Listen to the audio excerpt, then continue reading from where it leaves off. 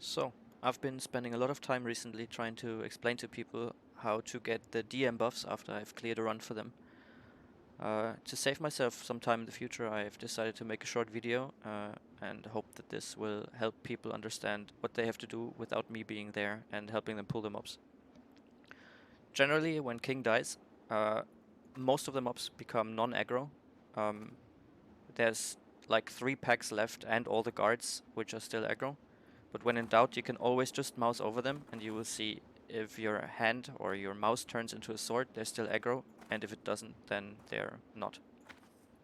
Things you have to bring, or you should bring, if you're a rogue, druid, or hunter, you don't really have to bring anything. For everyone else, it's advised to bring an invisibility potion. Best case, if you want to be 100% sure, you bring both types of invisibility potions. They both do have a 10-minute cooldown, but they don't share a cooldown with each other. So basically, if you use one, then 2 minutes later, after the general pot cooldown has expired, you can use the other. I will run you through this and show you all the packs which are still aggro, so that you can skip them later. So everything here is not aggro. You can ledge jump here in order to avoid the next pack. This here will be the first pack which is still aggro. You can see that if I mouse over it, there's the mouse turning into a sword. So you just skip those by passing them. 2 of the guards patrol, so you have to be aware of that, and you have to check where they are walking before running in, or else you might die. This one will always just stand there. There's Fangus, which gives the AP buff, which is patrolling down there right now, so you just have to wait him out. Generally the aggro range is not that big actually, so it's not usually a problem. What you have to be aware of is the eyes.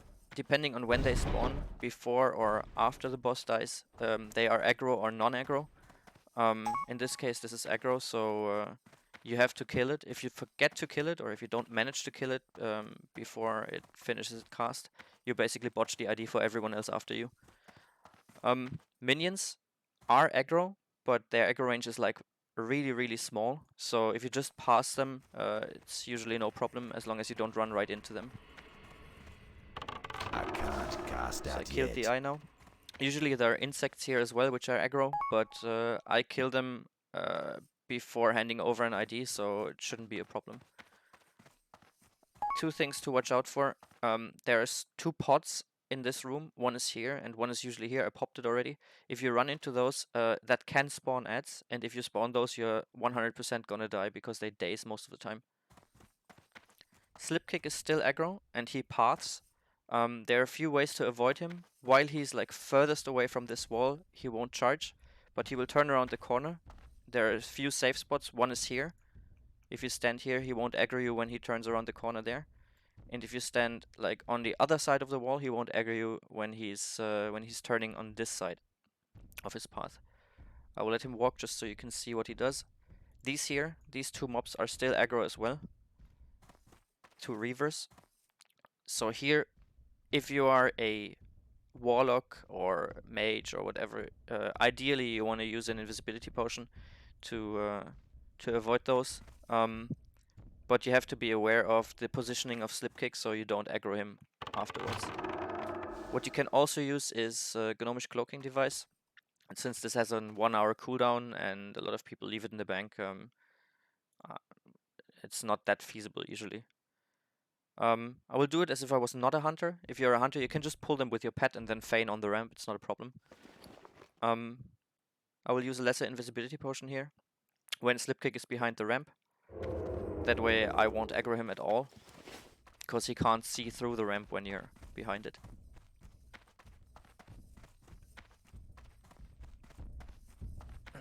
Up here nothing is aggro, so the only thing that's left is 1 pack on the way to the boss room, which consists of 2 reavers and a warlock and a minion, but it's only the 2 reavers which are aggro.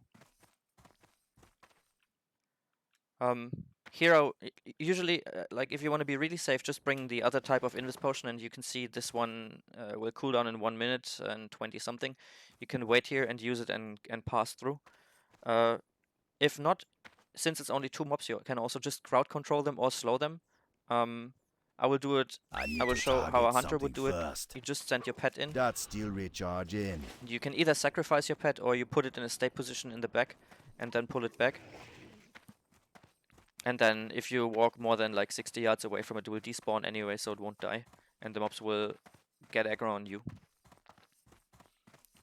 Important to notice, as soon as you talk to Mizzle, which is this guy over there, who gives you the king buff, you will reset all aggro with everything. So generally, if you just slow them and run, and then talk to him, everything's gonna be fine for you. A lot of the stuff which I just said about invisibility potions and everything only holds true for if you're on your own. If you're like 3 or 4 people, then you can just use crowd control on everything and pass by. The only thing you have to watch out for is slip kick and the ice then.